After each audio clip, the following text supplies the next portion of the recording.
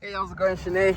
Tony from Kamloops Kia here, and I just thought I'd shoot you a quick video to walk you around the 2025 Kia Sorento in the X-Line trim. Right off the bat, here it is. Starting off on the driver's side, I've got 5 quick things I'd love to point out for you here. Zoom in right onto the driver's side door.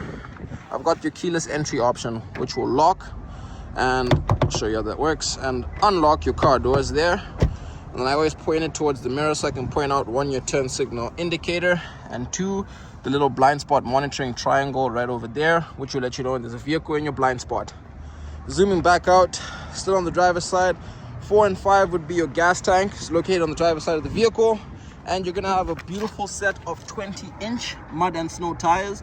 I typically zoom in so you can see the M&S symbol and the tire size as well. And I'm going to slap my hand at the dirty tread there just to show you that it is a brand new tire with tons of tread left on it. Then just walking around the rear of the vehicle here, got the keys in hand, which gives me the option to open your lift gate. It is a smart power lift gate on the key here, or just on the vehicle at the bottom down here, but I will show you how it works on the key. It just pops right open, and then as it swings up, I try and angle down so I can show you the little push button just over here. Then you have an option to close your lift gate there as well. This would be the 3rd row of seating that I was discussing with you over the phone, where in the Sportage, as you'll see in the next video I send, it will be the exact amount of space, exact same space that the seats in the 3rd row are occupying that you will get in the Sportage. Like you said, you've got nieces and nephews that will make really good use of this space over here, or if you ever wanted to just maximize the space, it does fold with just the pull of that cable back here, sticks right into place. You are also going to have a little 12-volt accessory option in the far 3rd row here, as well as 2 USB-C options and some cup holders for your passenger convenience and comfort.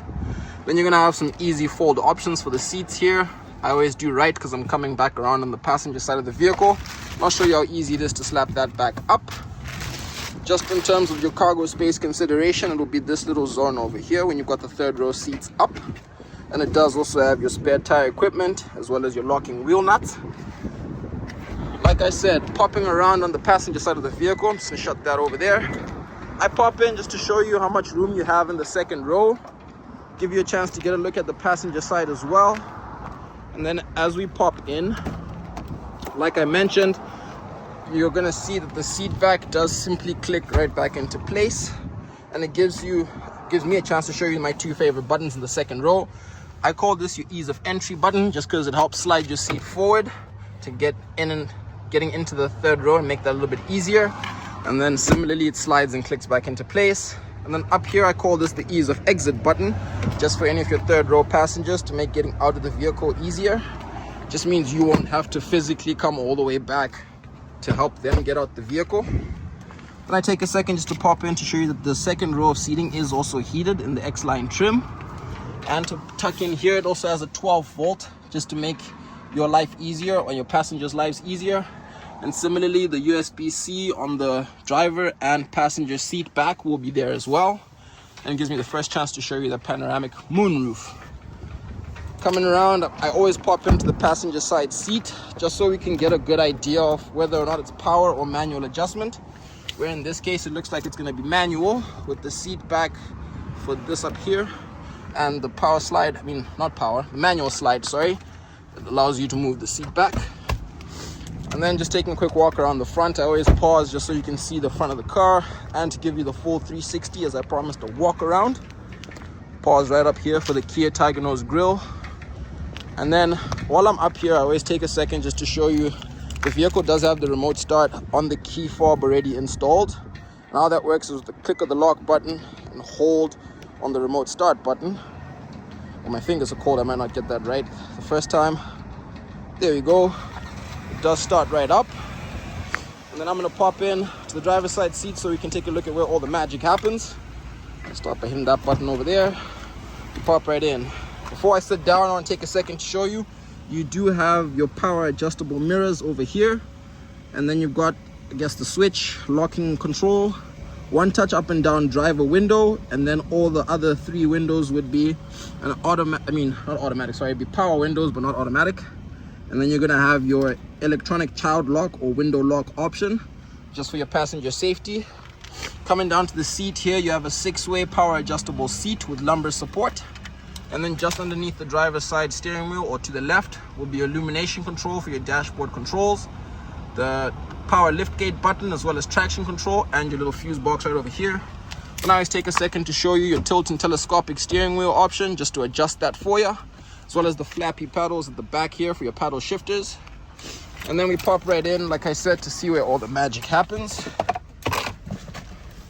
I'm gonna shut that door there to try and get the warmth back in my body. Aha. So as you can see, I typically show the dash so we can both agree that there's no warning lights on the dash. It's just the seat belt and the electronic parking brake show up right now, and it gives me the best chance to show you what accurate kilometers looks like, with 44 kilometers on the odometer as of today. Zooming on to the steering wheel here, you'll notice that there are some steering wheel mounted controls. On the left hand side, it'll be for your audio visual navigation terminal, which will be this right here. Allows you to voice control the vehicle or change your volume and call control, as well as the custom button, which you can set up, and I'd love to show you in person. And then on the far right would be your adaptable cruise control and the steering assist just down there, as well as the option to change the options that come up on the dash with this button over here, the 2 little pages. Coming off to the side here, the AVNT I mentioned earlier on is going to be a fully touch screen. Most people ask about Apple CarPlay, Android Auto, be this option right over here, where typically we'd need a phone connected to get that started.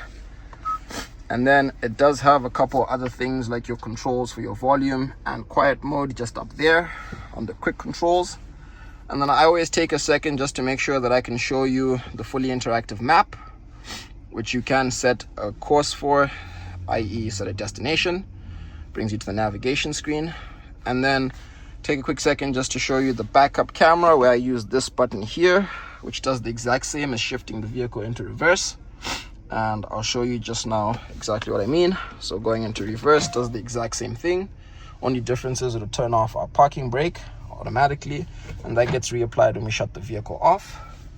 And then you are going to have a couple of drive modes here: normal, eco, sport, and smart mode, as well as terrain mode, snow, mud, and sand, with the push of this button here, and it is a turn dial just to make that a little bit easier. And up on screen it will show you and also adjust the colors just to let you know what mode you're in, and I hope that makes this a little bit easier to understand. Then I take a second just to point out you are going to have your heated seats, and your heated steering wheel will be right over there. I'll turn that on for myself. And then a quick little demonstration of your audio visual navigation terminal. It does have one button that helps you switch to minimize the number of button presses for the driver, just for your climate controls and then for radio controls. Then you're also going to have a wireless phone charger just down here. Besides all of that, I always show you how much space you have in the little cubby. And before I forget, I always want to point out that panoramic sunroof that I mentioned, or it's called a panoramic moonroof in the book, but just want to make sure that it is opening, even though I sprayed the top with some water. It's fully functional, but a little bit cold. There we go. It does open slightly right up to, I want to say, to the back of the first row of seating, and the cover does come off all the way to the second row, making it fully panoramic.